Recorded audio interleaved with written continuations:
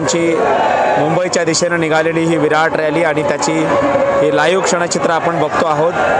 कशा पद्धतीने सगळ्या मावळ्यांनी त्यांना कडं घातलेलं आहे आणि महिला भगिनी त्यांचं ओवाळून या ठिकाणी औक्षण करतायत। मनोज जरांगे पाटील यांची रॅली आता सध्या रांजणगावमध्ये आहे आणि रांजणगावमधून आता ही रॅली पुढे शिक्रापूर आणि भीमा कोरेगाव आणि पुढे ही रॅली त्या ठिकाणी जाणार आहे।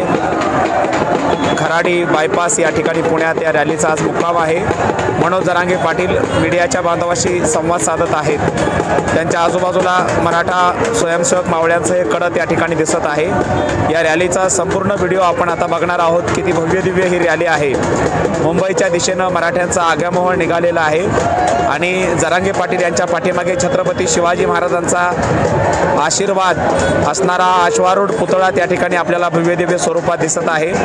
जरांगे पाटील सगळ्यात पुढे चालतायत। त्यांच्या पाठीमागे छत्रपती शिवाजी महाराजांचा आशीर्वाद असणारा हा अश्वारूढ पुतळा आहे। त्याच्या पाठीमागे एक पोलीस व्हॅन आहे 112 क्रमांकाची। त्याच्या पाठीमागे जरांगे पाटीलच्या गाडीत प्रवास करतात ती गाडी आहे आणि त्याच्या पाठीमागं चलो मुंबई असं लिहिलेल्या या आपल्याला सगळ्या गाड्या या ठिकाणी दिसत आहेत।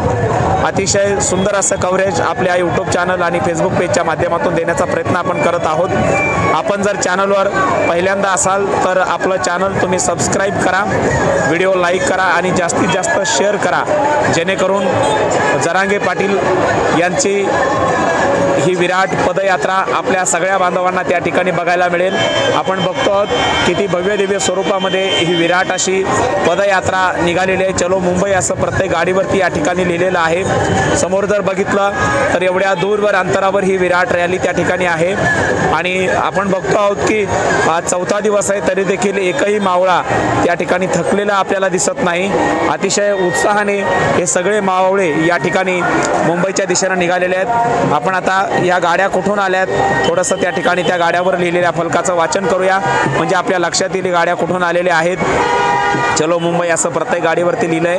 परभणी जिल्ह्यातली पाथरी तालुक्यातली ही